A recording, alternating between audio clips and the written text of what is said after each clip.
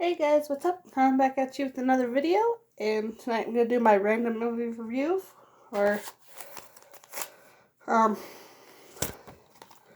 Cinderella, the live action from 2015. So before I get into that, I'm going to do an unboxing of the Funko Pop of Venomized Storm. They had it at my store today at Walmart, so I decided to grab it.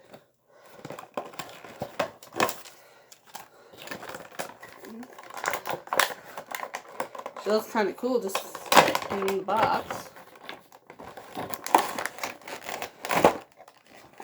They also had the Venomized Thanos and Daredevil, plus Rocket, but I gave that one to Obi-Wan Kenobi. So. But the Thanos and Daredevil don't look so good. Anyways,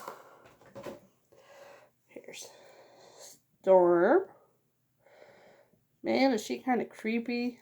She's got all her lightning. And it's a bobblehead. Got their white mohawk. Looks sharp. Yeah, a little imperfection, but that makes them individual more, right? Just the back. The other side. Man, if Venom had her power, we would be doomed. That's my Venomized Storm, which does not come with its own little stand to help her stand up. Okay, and on to the movie review.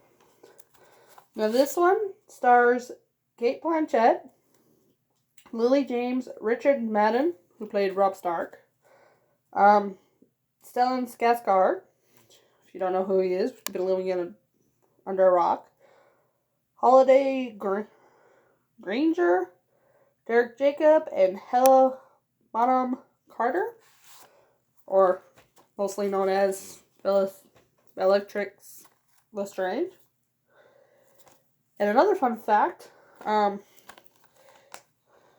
prince's bodyguard, who's his best friend, was also in Game of Thrones. He played the one guy from season 2 who became the King of Karth.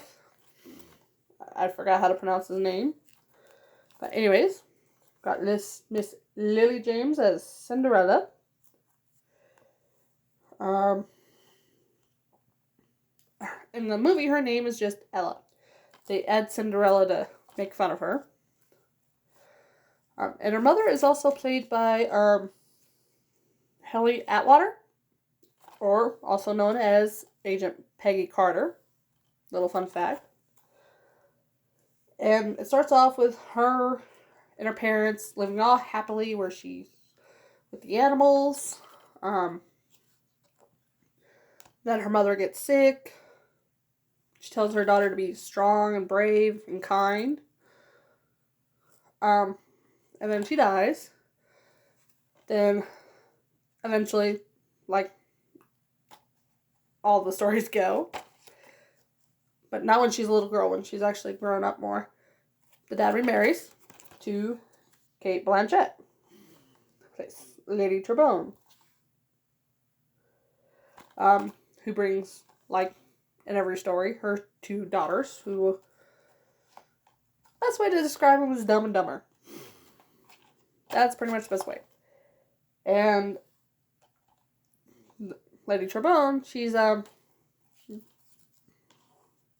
Tremaine, not Trebone, sorry. Lady Tremaine. She's more of a socialite, where she brings in people to party. You know, have card parties kind of thing. And the dad's not into it. And she overhears him talking with his daughter about how he's still in love with his first wife. Which, I don't know why she was that upset, considering she knew it wasn't a love match. It was a necessity for her. So naturally she starts growing distant from them. Then he's got to go on business.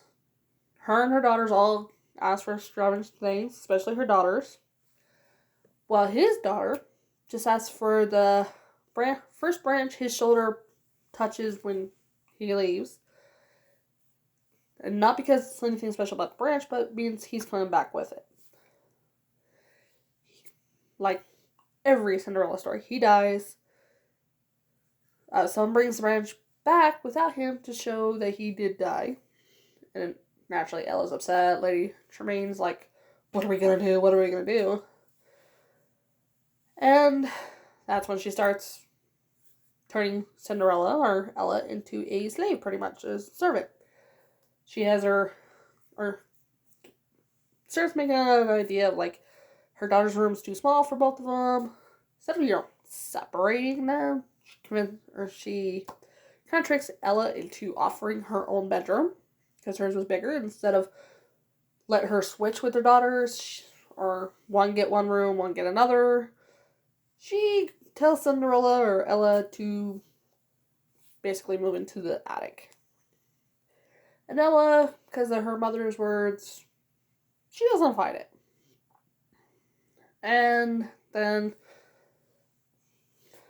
she pretty much becomes a servant, where she's got to do all the laundry, the cooking, the cleaning, and all that. And it's not like she has a problem with it, per se. It's more of how her kindness is being abused. One day she just can't take it anymore, so she goes on a ride. She meets the prince, though she doesn't know he's the prince at the time.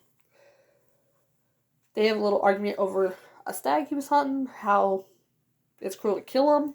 So the prince lets the stag go. Doesn't even go after him again.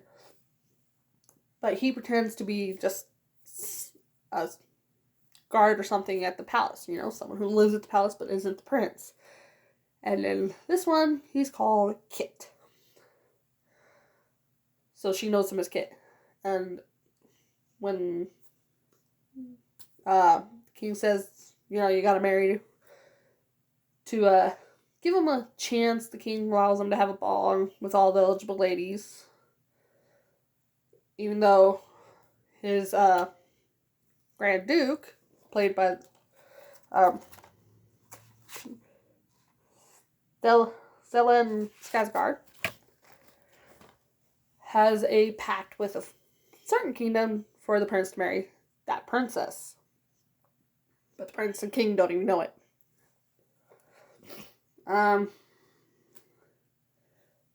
Cinderella's wanted to go.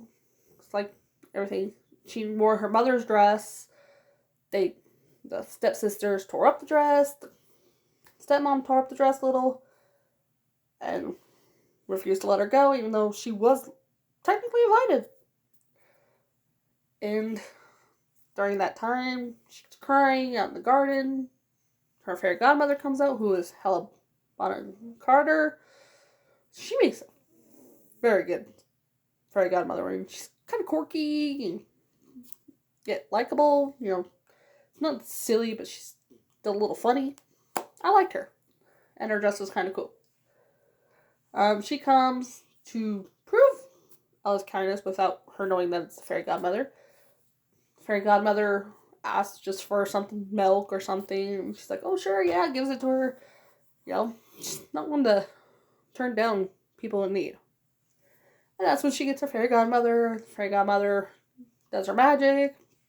Just like all the other Cinderella stories, except for a few that don't have magic, which is like the movie Ever After, a Cinderella story. Does not have any magic, but it's still a good Cinderella one. But anyways, she makes her beautiful blue dress based off of Cinderella's mother's dress. And I have to admit, this is my favorite version of the dress, of any Cinderella dress. It's very pretty. And it actually explains why her stepmother and stepsisters did not recognize her at the ball. The fairy godmother sprinkled dust on her, or magic on her, while those who know her will know her, and will see her true self. Her stepmothers and her stepmother and stepsisters would not realize it's her. Which at least someone showed how they didn't recognize her. Well, in the cartoon, they never got close enough to see her. Anyways, her and the prince do a big dance. they end up going for a little walk out into the garden. They go to his mother's secret garden that was for him. And have a little thing on the swing. Then naturally time runs out. She has to leave. Glass slipper gets left behind. Just like every other Cinderella story. But a change was Lady Tremaine found out the Duke's plans, Grand Duke's plans. So since she couldn't get her daughters to be a queen or a princess, she made a deal with them where her daughters get a love match. She gets money kind of thing. You know, she's taken care of for life. To make sure the prince never finds Cinderella.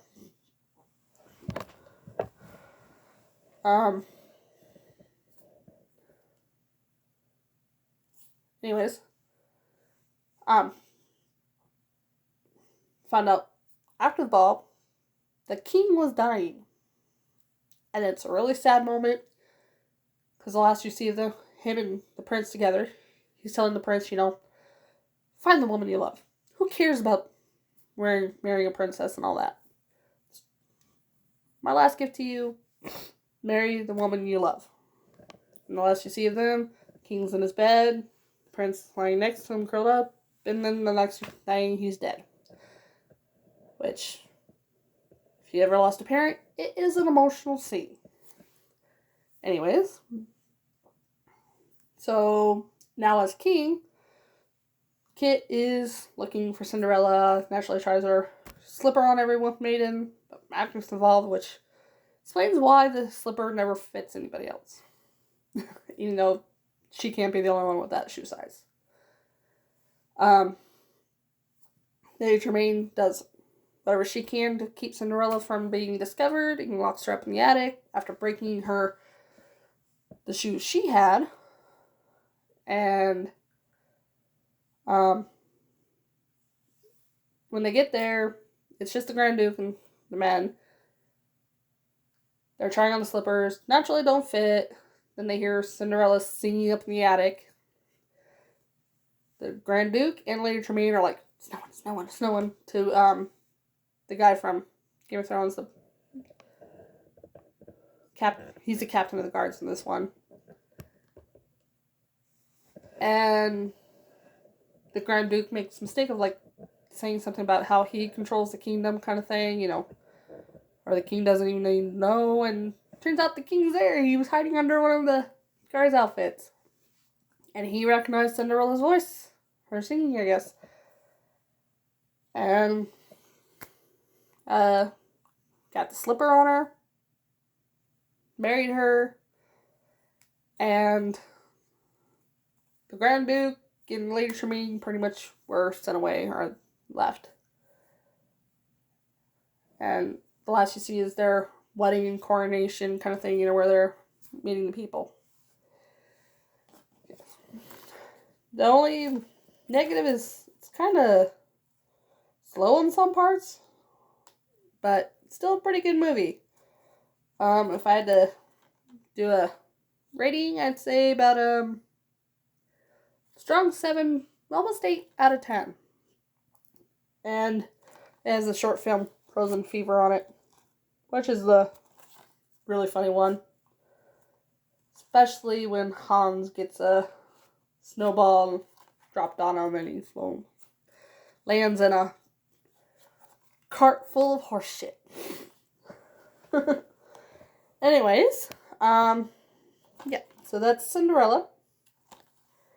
You see my Funko Pop. And I will see you guys next time. Have a good night.